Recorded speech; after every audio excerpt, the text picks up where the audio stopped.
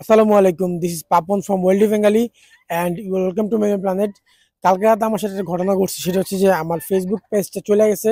এটা আসলে কি কারণে গেছে আমি প্রপারলি বলতে পারতেছি না। কোনো মানুষ এটা মানে নিয়ে গেল নাকি আবার ফেসবুক থেকে ডিলিট করলো, আমার কোনো আইডিয়া নেই। বাট কয়েকদিন আগে থেকেই কিছু রিপোর্ট পড়তেছিল যে এমন যে আমি ফেক ভিডিও ইউজ করতেছি অথবা ভিডিওগুলো আমার না।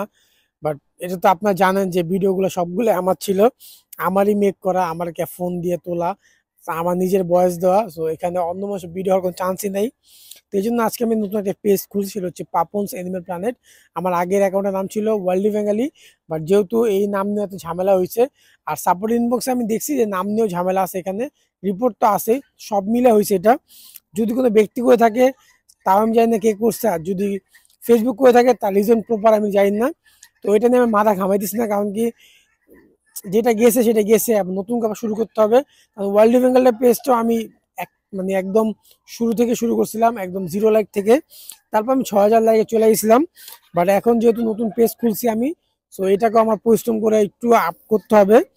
আর ওই পেজটা আমার মনিটাইজেশন অন করা ছিল, আর্নিং একটু একটু আসতেছিল। তো ওইখান থেকে যেহেতু আমি আর্নিংটা উঠাতে পারিনি, এর আগে পেজটা চলে গেছে।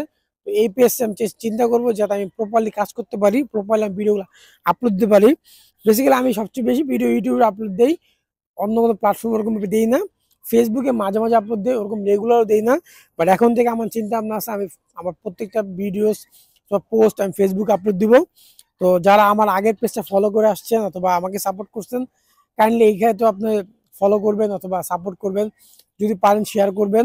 আর যারা নতুন আমাকে এই পেজ দেখতেছেন, তাদেরকে আমি বলে নিই একটা কথা, যে আমি হচ্ছে পাপন, আর আমি ছোটখাটো ফার্ম চালাই।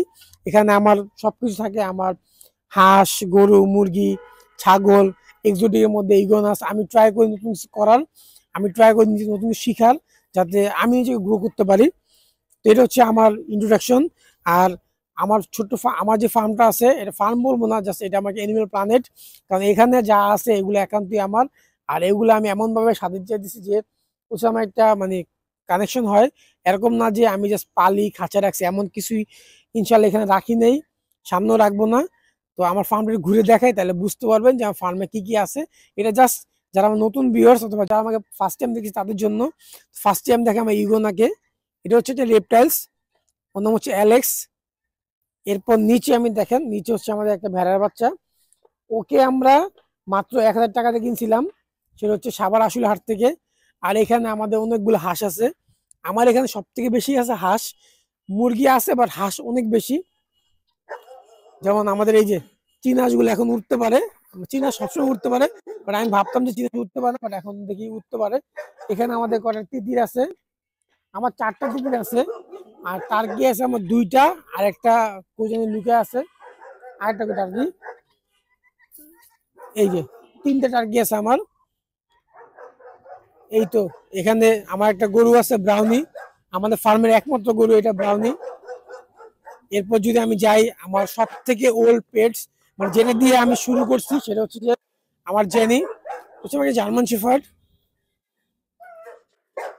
এই যে Jenny, no no no, Jenny, এই যে ওকে, চলো চলো চলো চলো। জেনিকে আমি এখন খাঁচা আটকে রাখছি, কারণ হচ্ছে যে এখানে যেহেতু আমার অনেক টাইপের পেটস আছে, ও অ্যাটাক করতে পারে।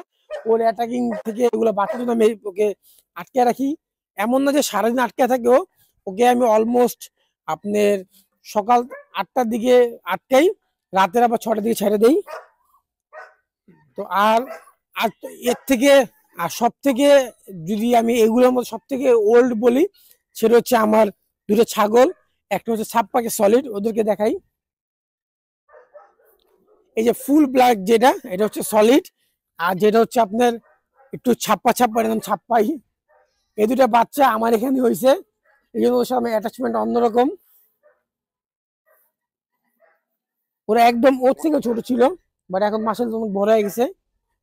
তো এইটাই হচ্ছে আমার ছোট্ট একটা অ্যানিমেল প্ল্যানেট। রুমের ভিতরে আরো অনেক কিছু আছে, বাট এগুলো আস্তে আস্তে দেখাবো আমি, কারণ প্রথমে এত বড় লং ভিডিও বানাতে চাইতেছি আমি। তো যারা নতুন আমার পেজ দেখতেছেন অথবা আমাকে দেখতেছেন, কাইন্ডলি ফলো করবেন, শেয়ার করবেন।